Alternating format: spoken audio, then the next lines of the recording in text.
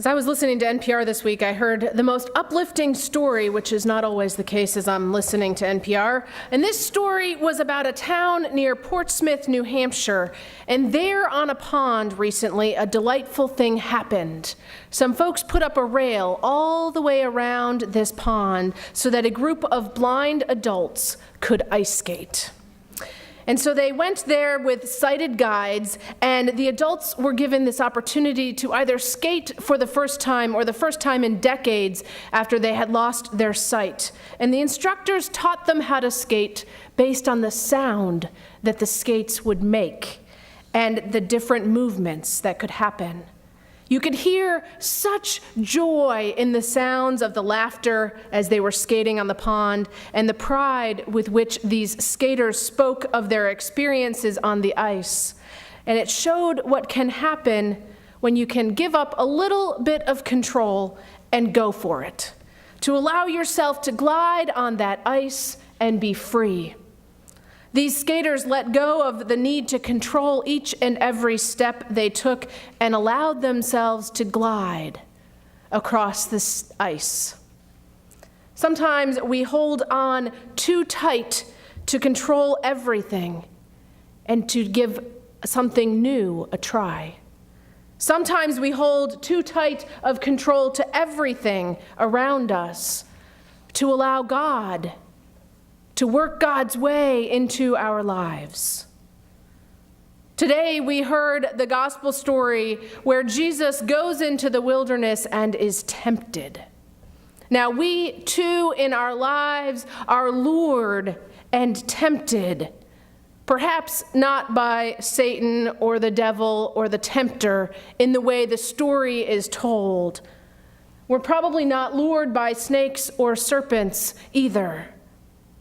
But we are lured by pride, by vanity, by selfishness, by apathy. We are lured by money and power and control.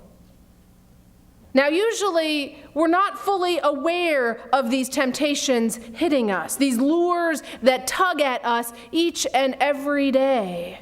We simply think we're doing the right things. We're getting ahead. We're ensuring the best things for our family. And I don't know about you, but I am in fact comforted by the fact that I can be in control of what's going on around me. We can be comforted in some level by the fact that we can control what happens in our workplaces. If we just work hard enough, if we just manage the office politics well enough, we can control it. And we can control what happens in our families. If we just love enough and we take enough care and we do the right things and we work hard enough, we can control that. And we can control what happens in our communities. If we volunteer enough, if we give enough, we can control that too.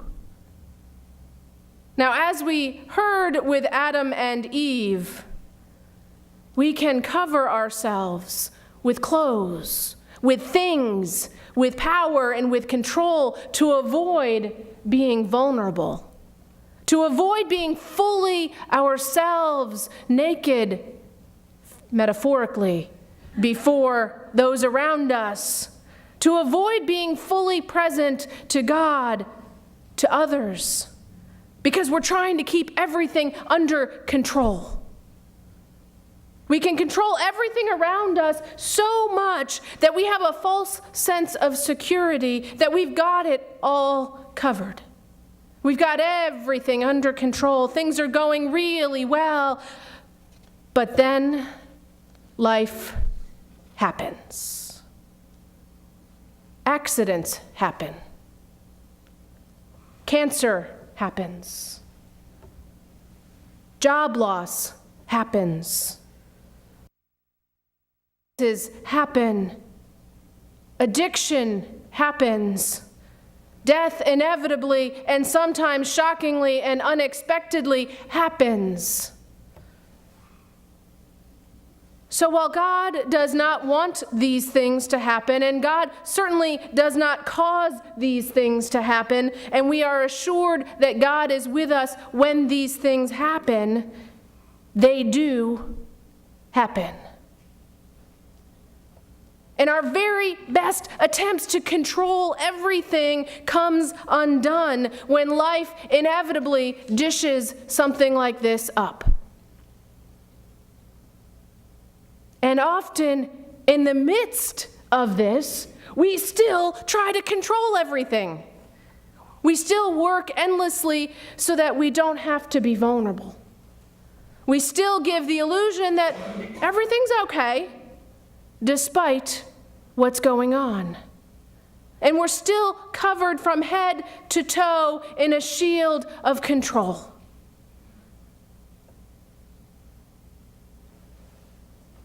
But what happens if we let go and let God?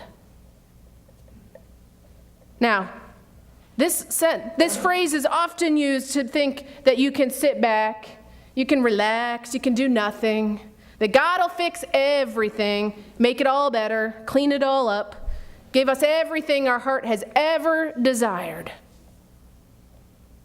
Doesn't work quite like that. But instead, when we let go of our control and we let God in, we open ourselves to allow others in to help.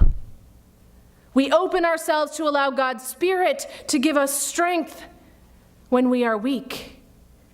We allow God's love to surround us when we feel completely alone.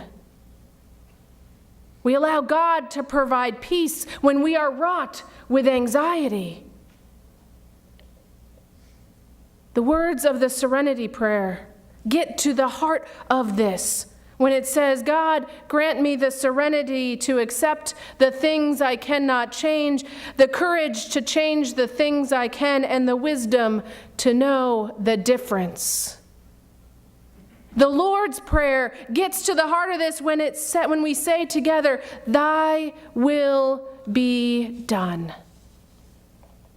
When we manage to give up control and our need to control each and everything, we can let go and let God.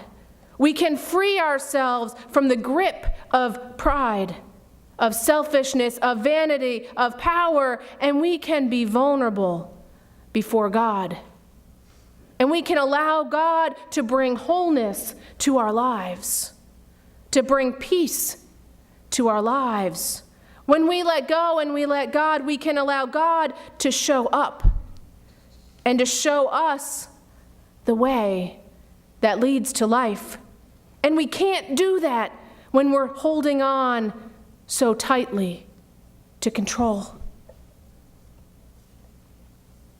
So this Lent, as we focus each week on giving something up during this season,